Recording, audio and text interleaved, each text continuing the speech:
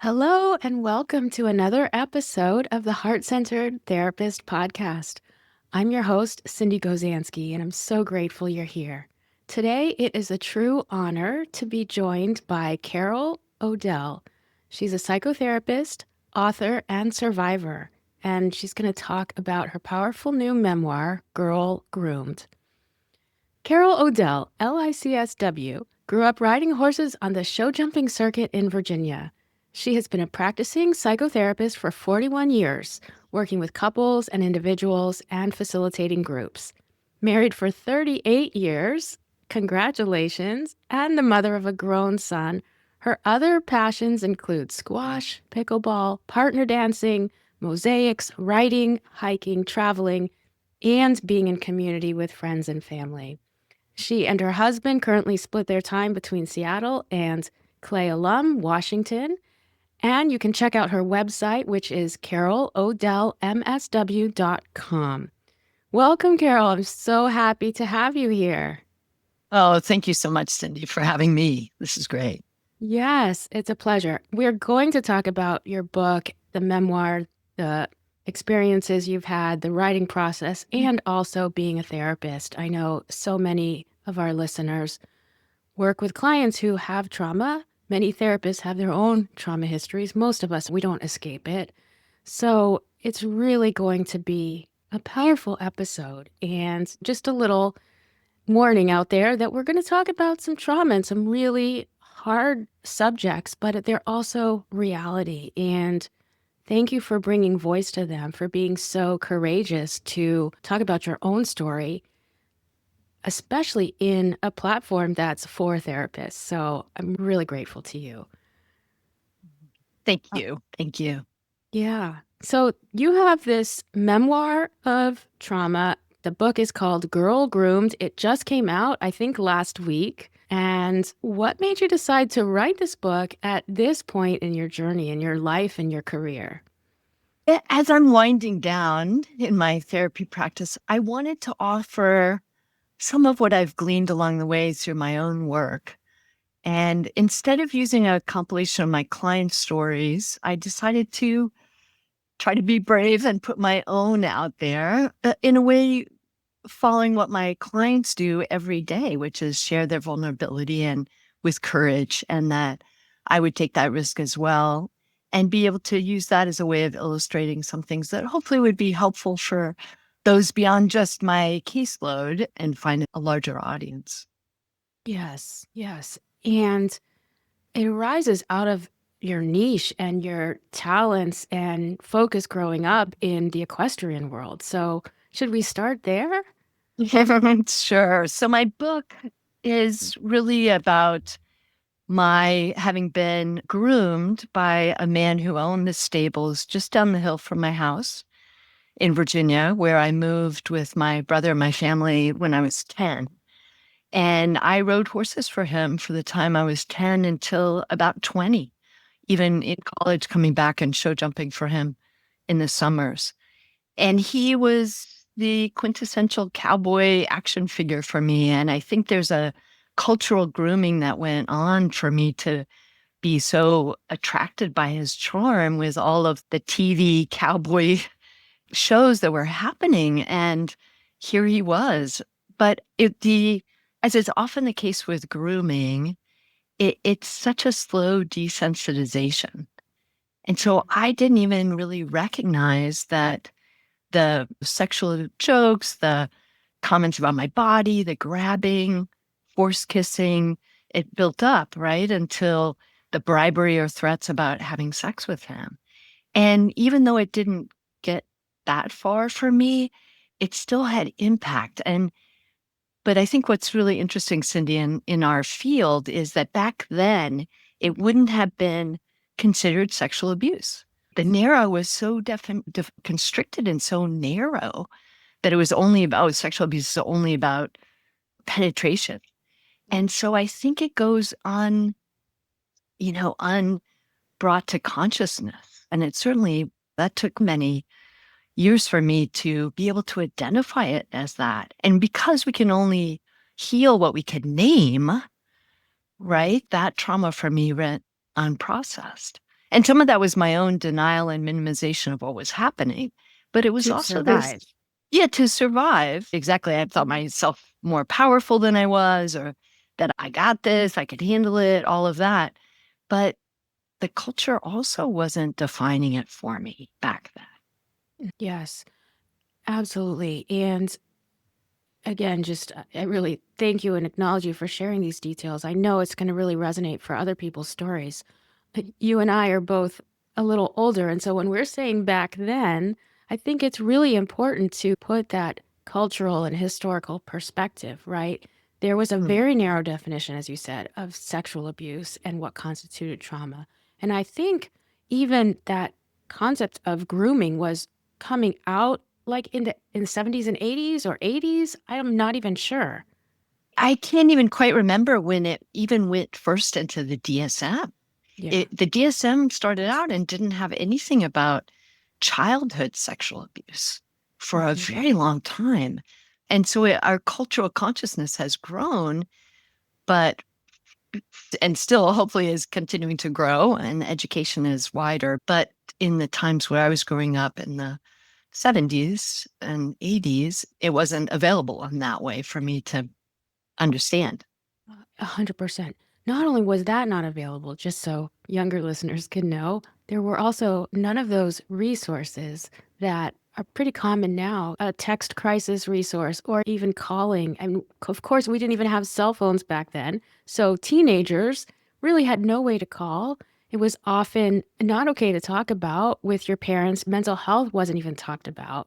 There were so many barriers to being able to do what you said. You cannot heal what we can't name. And Yes. so it was a very different time. And I really think that having that little historical perspective helps us understand, right? Just like somebody who might be in a sport. So you're in a sport, or maybe if you were in dance or gymnastics or something else, right? This was just considered what happened because you're with your girlfriends who were doing the same thing. And I want to add exactly to what you're saying, Cindy, is that sexual abuse is really not about abuse or about sex. I mean, it's all about power. And so that power differential, and when these athletes, and now there's an organization called Safe Sport where you can call in if you have some inkling or anybody can, and there'll be some investigation happening.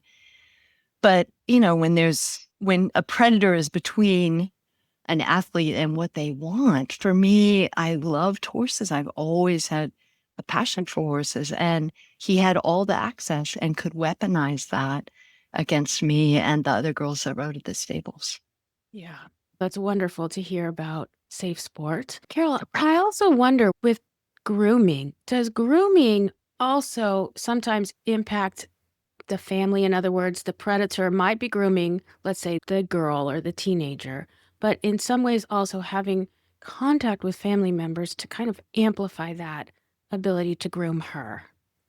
Absolutely. I'm glad you brought up that point. It's the predator often grooms the culture and the family around and keeps that access to girls going in a very methodical way. And for me, he did chores for my mom and was very charming, and she made him pies. And that was the case for other mothers as well. And in the community, he was considered a mentor to young girls, helping them build their strengths and abilities on horses, that it becomes a whole entranced state for everyone. Entranced. Great, great way to describe that. And even as you say that, if he does chores and tasks for your mom and she bakes pies, how could you possibly complain or bring something up?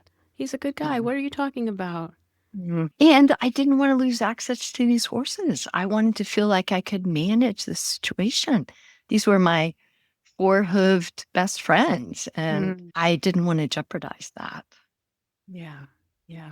You decided to write your memoir. What was this process like for you? I mean, it's What was I huge. We could talk thinking? about it from what were you thinking? We could talk about it from so many angles. The writing process, but and then also the like interior, reflective, introspective, and Mhm. development process for you. Mhm. The writing of it itself was such an interesting journey for me because I was writing myself back into these scenes that I had emotionally disconnected from. I had to, that was part of my defense mechanism, is to separate when we can't tolerate the both and. I loved him, I adored him, and I was uncomfortable and afraid around him. So those just got fractured off. And thus the writing process, I had to really re-explore my emotions about that and be in my pain, right? We can't heal without re-experiencing the pain of that and my real helplessness in that situation, the impossible bind that I was in. And I think that's true for our clients, right? That it's so everything in us doesn't want to touch a hot stove. We hold back from that. And yet being able to shepherd people through that pain process is part of the journey to growth and healing. Yeah. There's that saying, we can't take people, as therapists, we can't take people farther than we've gone ourselves. And Mhm. maybe that really got played out in your writing of this, sharing your story. Yeah, absolutely. And that brings me to this point where it happened a long time ago, and yet it was showing up in my present life. We want it to be in the past, and I did various layers of putting it in my past, but it was still showing up for me. And the ways for me that was showing up is because I was less sensitive to myself and my own emotional life, then I was less attuned to my husband's feelings and his needs. And also my coping mechanisms were about trying to control and have know what the outcome was going to be and dictate I had the right way to do things. And that was showing up in my marriage in harmful ways. Yeah. And so connecting those dots Mhm. is really significant because I think most of us would say, "Oh, I've got my own trauma. It's like under wraps. I've got it under control, and it's not impacting my relationships. I have a great marriage or a great relationship with my Mhm. kids." And yet you were able to see how it would subtly sneak in or not so subtle. Well, and it took a lot. Like my husband and I were in a therapy process that was very intense and held an accountability about that, but it helped him wake up to see, hey, I don't like this dynamic. I don't like this power struggle. I don't like to be put one down in a sense. And he had to be the one to really call it out. And we had a marital separation for a Mm. period because of that. And I think it's so important to recognize that in relationship is where we grow and where some of this unprocessed trauma shows up. And that it really sometimes really takes our partner to be able to say, hey, wake up and shake us into it because those blind spots are so deep. Yeah, they're deep and clearly, he did it out of love. And you guys found that healing for the rupture and made it work and have a different, better marriage now. Yes, absolutely. It's a And gift that when that happens. exactly, it was a gift of his and it didn't feel compassionate at the time. And as often that fierce compassion doesn't feel like that, but I was with the help of my therapist and all able to stay with that process. And I think that's really where our agency is if we can see how that kind of unmetabolized trauma creates this reactivity and we're responding out of this habit or old coping mechanisms and how limiting that can be. And it makes me think of Snarsh, who calls this kind of the normal marital sadism, Mm. this kind of power struggling, poking back and forth that's ubiquitous, that we don't recognize it as rooted in what I feel like is rooted in unprocessed trauma. Yes, yes. And so you're referring to David Schnarch, who was a couples therapist extraordinaire, wrote The Passionate Marriage and so many other books. Really looked at also differentiation with couples, which was pretty, pretty new at that time. Yeah. Carol, when you said about this power struggle that you had. That was your reactivity. That was your unmetabolized trauma because it came out of the power and control that the Mhm. trainer, the predator, exerted over you. And so, really, your survival mechanism was trying to find some power for yourself and using that as a way to just survive, even in your marriage. But the blinders were like not realizing, oh, this is keeping me from connecting with my husband, keeping me from getting close because it's not safe to get close. And I think trauma Mhm. survivors, like, that's such a scary thing to be close. Yes, that's beautiful summary. And it's that sense of how hard it was to face unknowns. And so I wanted to control it. I wanted to have it locked down. I wanted to make unilateral decisions. I knew the best way to whatever, load the dishwasher and exit from the, when Yeah. I'm on the freeway. Now, all these things, but you're right. It was keeping me at a distance and from my husband, but also from myself and really limiting my continuum of all my feelings, my joy, as well as being able to sit with my pain differently. Yeah. Yeah. And as you say this, for somebody listening, a therapist or just somebody interested, think about if you've had trauma and you're wondering, like, if there's still some unmetabolized parts, right? Do you feel like sometimes you're not as connected or close to yourself or to the important people in your life? Or maybe looking at this control impulse that you might have. Our traumas occur in this closeness. And so then, of Mhm. course, we're going to be hesitant to go there. Traumas also mean we had our permission completely taken away. And so we want to exert that control or be able to have permission. So maybe just thinking about this, because this is also about how can we all heal no matter what's happened for us. May not have been grooming, but something else. Yes, it's all kinds of trauma and we all carry some trauma.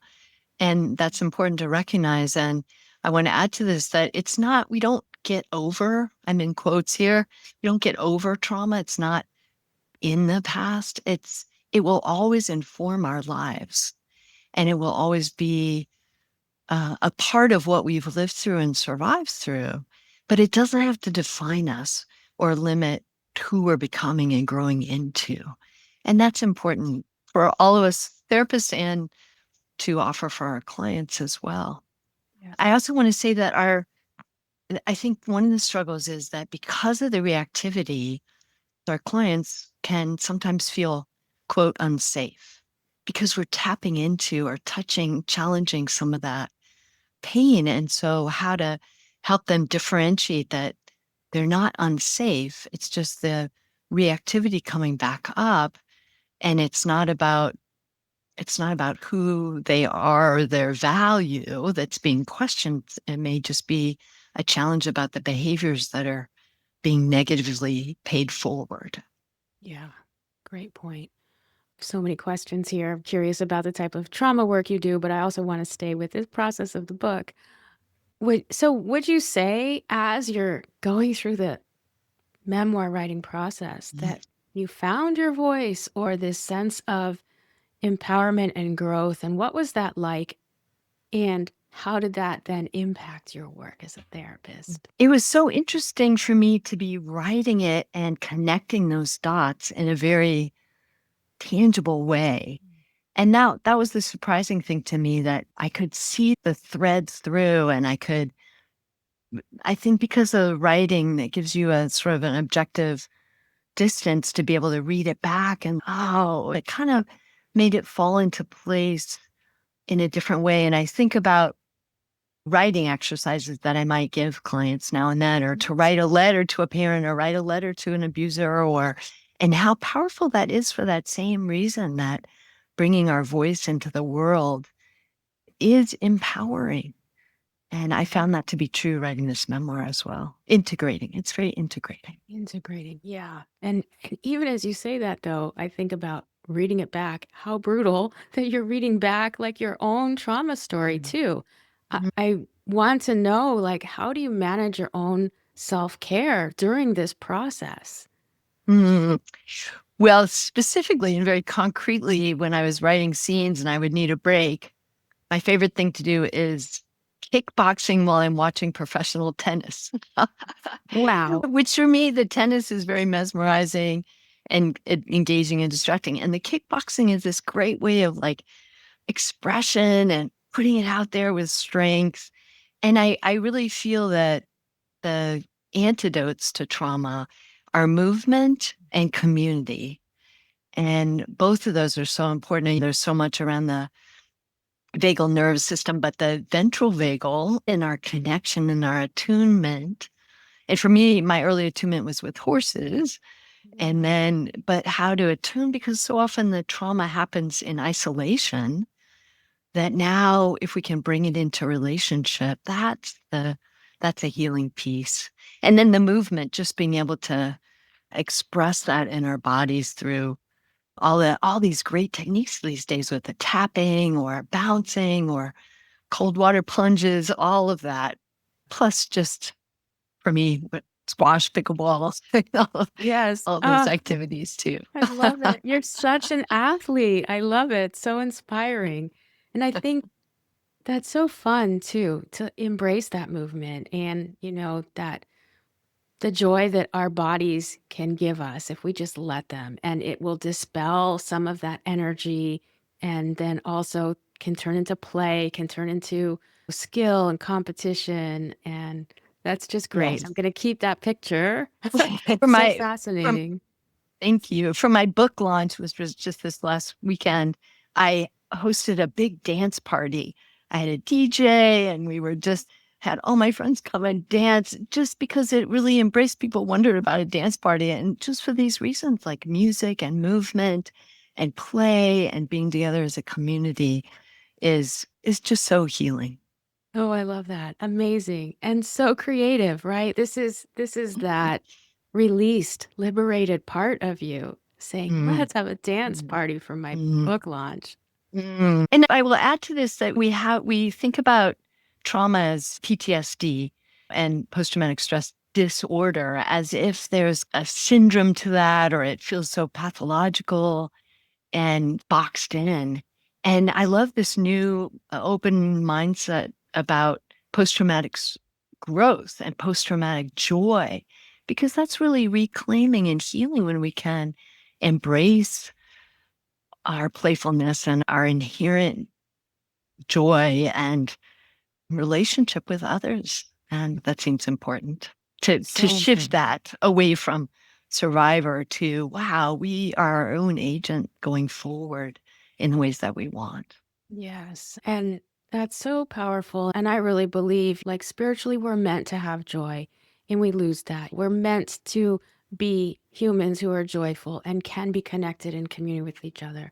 And so I love what you said. There's so many great nuggets. We're going to have lots of good quotes here, that healing trauma is especially through movement and community. And we're seeing that more and more as so many more programs involve a community piece, which I'm all about that. And that's one of the reasons Yes. I have this podcast too, that we have a Mm, sense of community for therapists. And then there's the Hearts and a yes. Therapist Facebook group. I welcome people to join that.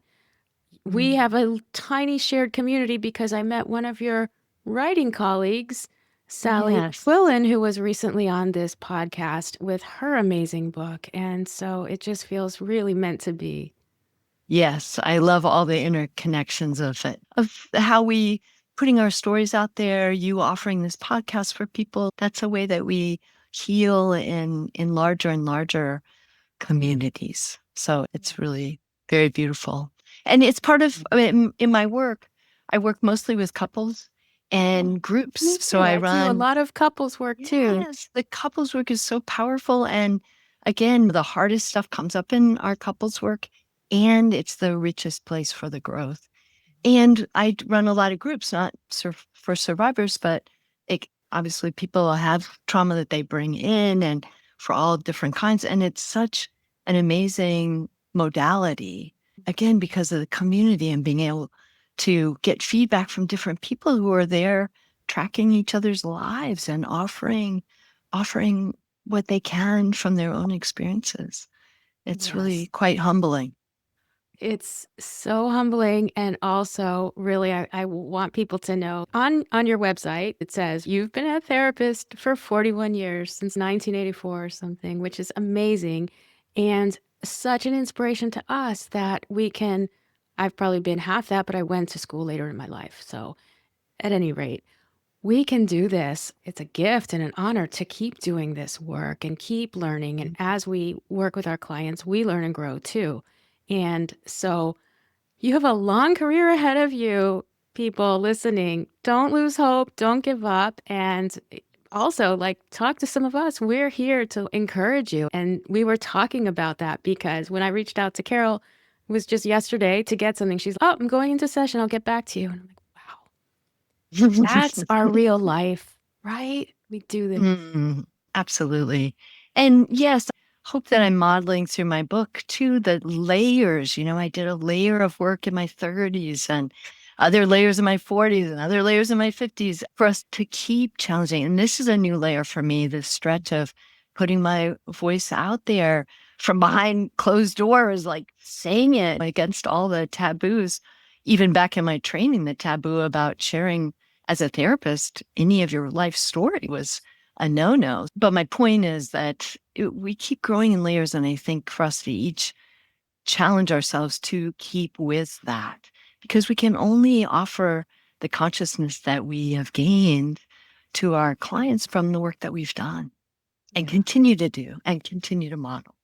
absolutely. Yeah. As you were writing the book, something that really intrigued me, and I haven't read it yet, but I look forward to it, is that there are chapters that alternate between when you were a Mhm. young child and girl and teenager, and then when you were an adult going through your own therapy. And what's that like for you? Like, what did that reveal or offer to you or to somebody reading in terms of your hopes for that? If I did want to offer myself in therapy with my own therapist in the other chair. That was part of my, again, humbling offer for people, because that will help people see where I learned this and how I integrated it in a very direct way. But the writing itself, I'm not a trained writer. And that was interesting to try to bring in my youth, my voice from my childhood, my narrative voice, my therapist voice, and blend it in a way that made sense and created a storyline that hopefully is readable for people. So It's it's a great challenge. Yes, it's brilliant. Beautifully written. Anyone can go to your website, carolodelmsw.com, and you can see excerpts. And you can also hear Carol reading an excerpt, and it will blow you away. It's absolutely beautiful, gorgeous prose. I can't Mm, wait for people to read it. Um, thank you. did you belong to like a writing group, or did you have support, or did you like, what was that nitty-gritty process like? And also, did you get up early in the morning before work and write? Those things I think many of us are curious about. I didn't have a writing group. I wish that I had a writing group, because that would have helped support me in some different ways. So I was writing in little snatches here and there and on the weekends and wherever I could fit that in. However, I did have a wonderful developmental editor, and I did take a memoir writing class. So that helped me have a chance to write and read some of my early work. And then my publishing company is She Writes Press, and they publish women writers. And that's where I met Sally, who you alluded to earlier. And what the benefit of that is, they create these small cohorts of women. And my cohort continues to meet every week to offer emotional support and resource support and ways to exchange referrals and talk about the process of our book as we're in the same printing season. And so that has been such a gift and unexpected benefit of what I've been able to create since the writing process itself. Yeah. Wow. Thank you for explaining that. So that's this nice community of other women who are on now it's the book circuit instead of the show jumping circuit. Yeah, it's Exactly. really And like you great. said, Sally and I are doing an event together in Chicago. I have other She writes press authors that I'm going to do other panel books around Mm. trauma. So it's been a really lovely collaborative community to work with. Yeah, that's cool. And like roughly how long did it take you to write your memoir? If that's even quantifiable. It took you a whole lifetime to experience it. It did. I began the book in 2016, and then the book publishing part of it took 2.5 years Mhm. just in and of itself. So it's quite a arduous journey, and it's different for everyone, but that that was the process for me. Yeah. It feels like it's been a while, and then here suddenly it is where it's out in the world, and I appreciate this. Yeah. Carol, your discipline at heart comes through. You learned it early on, and look what it's gotten Mm, you. It's great. thank Yeah. you. Thank you so much. When you were talking about the trauma, and you have a quote that is on your website and in your memoir, roughly, it's there's what happens to us, and then there's what we do with what happens to us. This is a truth toward healing. And Mm, maybe just mm. share a little bit, like, how does that resonate for you now that you've written the memoir and in your work with clients? Thank you for coming back to that point. It's so important. Mhm. Because I really have believed this, and I've seen this in my own work. It's less about what happens to us, and it's much more about what we do with what happens to us. So for me, the narrative I created and absorbed was, I've got this. It's not so bad a thing. And, it was worse for others, which is a very hard thing for me I have remorse about that because it was a lot worse for a lot of other girls. But all of this way that I then constricted myself through those stories I told myself. And some of that then is, wow, I took on more responsibility than was really mine because I thought, oh, I'm making this choice somehow.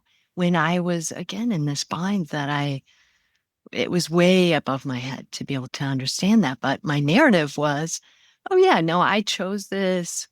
And out of that, I think we're avoiding facing the helplessness that really was there. And also my self-esteem of I somehow brought this on. And I think that's true for a lot of survivors, especially that we create these stories that aren't in reality and then build protection around that. So it takes a while to really untangle from those stories and see that they were inaccurate distortions to begin with, Mhm. and that we need to face again that pain so that we can really create what the reality was and how we move from there. And I think that is the thing that really gives us the agency to slow down that reactivity, see where our choices are, respond more proactively than habitually. Yeah, beautiful. And you're helping people take their choices back, right? You didn't have the choice. You're like, oh, I must have caused this. I must have chosen this. And of course you didn't. But then it's being able to have choice in the future, in the present. Exactly. Yes, Yeah. exactly. And that's really the way the work frees us. It frees us. And again, we can't necessarily stop that reactivity that comes up in the knee jerk way. But what follows that, then that's really where the work is, and the liberation from the past. Yeah. It's so needed to have more of that liberation so we Mm, can get in mm, touch with our joyful selves and that true spirit within us. I'm mm, just trying to imagine, starting from 10 years old on and your love and your affinity for mm, horses. Do you, is that still there for you? Like, were mm. you able to still hold on to that love, or did that disappear? When I ended contact with Clarentine, the owner of the stables, my abuser, I was in my early 30s. It took me that long. Wow. Oh my goodness. And when I was in therapy, my therapist really challenged me about, why are you still in contact with this man? So I ended contact with him. I confronted my parents in the way that I wanted to not be holding that secret anymore. And when I did that, I had to jettison my connection with horses completely. So that went at the same time. I could not, I couldn't hold the horses in my life, and I needed to shut a door on all of it. And that's really what got taken from me. And part of the process coming back through this work was also doing equine therapy, which is incredibly powerful for all kinds of trauma and people who have been marginalized and people who have been hurt in so many ways. And turns out that a friend in my old hometown who was into horses, but I didn't ride with, she had started recently an equine therapy assisted program. And I asked her if I could come out and participate that with the horses. And that was my reconnection with them. And there was, without being too much of a spoiler, there's this horse that had been traumatized by people to the extent that whenever anybody walked up to her, when she first got to my friend's farm, she would pee on herself. It would just be so traumatic for her. And she grew to trust humans again. And then in this process, she chose me. And I think it's because of our trauma connection. And she really gave me so much healing. And she was like my confessional. And it was incredibly powerful for me. Yeah. And just since then, I've been connected with some horse sanctuaries and I've been back in touch with horses. And so that's a beautiful byproduct for me to be having a connection again with these animals that I adore. Wow. Wow. That just brought me to tears. So powerful, so Mm. beautiful. Mm. And I'm so Thank you. happy that you had the experience where you could have the horses back in your life and that connection. Yes. Oh, they're incredible animals and their attunement about our feelings are amazing. So yes, Mm. that's, yeah, fed my soul. Right. Wow. So there was tremendous grief at the same time with cutting yourself away from him and from the horses and then healing yourself, healing to get back in touch with these beautiful animals and what they mean to you. Mm. Wow, Mm. wow, wow. Thank Yeah. you. Yes. So many therapists out there listening are navigating their own trauma while being therapists. Do you have any Mm. advice, any tips, any just like what would you want them to do as they do this work and deal with their trauma and heal from their trauma? Mm. It's such an important question. I think really, actually, when I was going through my program, it wasn't required to do our own therapy. And I hope that nowadays that's more the case because our own process is so important. And I know you help train and mentor a lot of Yes. upcoming therapists, which is so beautiful to have that kind of resource for young therapists to be able to point out where the countertransference is happening and what's behind that and how to keep doing that work, which is, as you said, our clients do bring up work for us and they offer so much to us. They may not know that in those sessions, but the takeaways are clues for us about where we can go deeper in ourselves. And so to keep challenging that is so important. And being again, in a professional community that supports that in all of Yes. us is so valuable. Yeah, thank you. I agree. I think definitely more programs could require people, grad students being in therapy, but it's definitely a great suggestion, highly recommended. And in addition to that, I think having a mentor, a good supervisor who can support you, and then if you do need that bump into therapy, they're there that way and just support you in doing this work while also experiencing your own reactivity and triggers. And the community is huge. The community and the movement, like you said, everything that helps our clients helps us. Absolutely. And there's such a propensity to be burned out these days more than ever, I think, because the need is so high for mental health services. And that we're going through so much of this at the same time. I started working online, as many people did during COVID, and we were all going through that trauma together. And so that is such an interesting thing to be holding all of it at the same time, where we're trying to be a container for our people. And now we're in a whole other phase of all this really upheaval and uncertainty in our country. And it's something that comes up almost every session for me in with my clients. And so we have to keep taking care of ourselves and having a really strong self-care practice for us to be able to then hold all of that's happening for others. Absolutely. Absolutely. And let Carol be your model. Look at all of the hobbies she has. If you don't have some hobbies, it's a good time to get some. I love that. I will say, I don't know if I mentioned one hobby that I have, but I think that for having a creative hobby also, like the creativity, whether you're painting or maybe it is the writing, for me, another one is mosaics.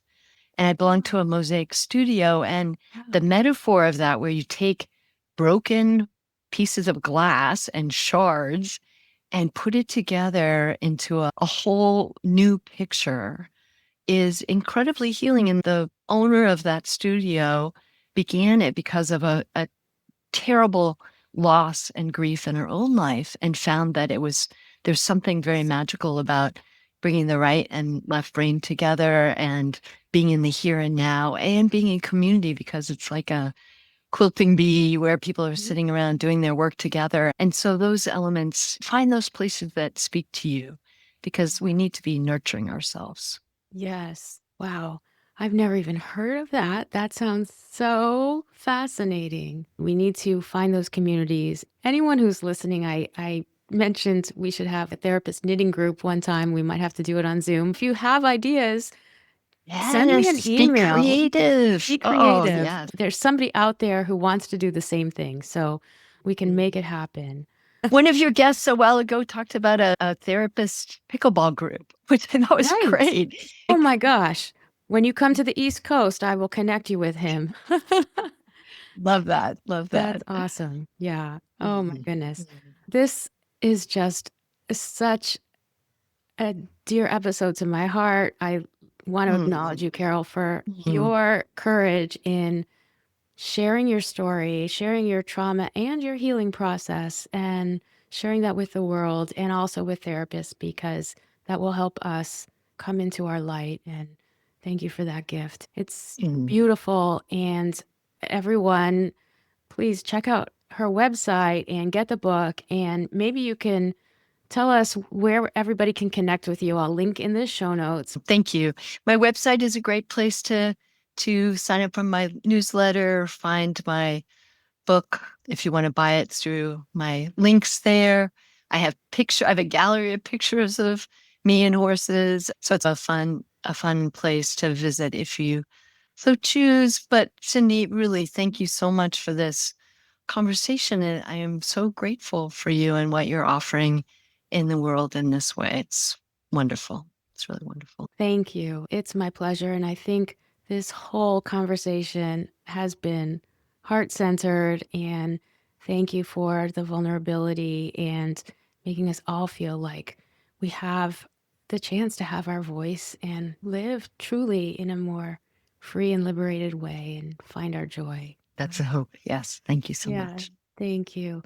Thank you, everyone, again for listening to the Heart Centered Therapist podcast. And please, if you like this episode, make sure you follow or share it with a friend, even better. And until next week, stay heart centered.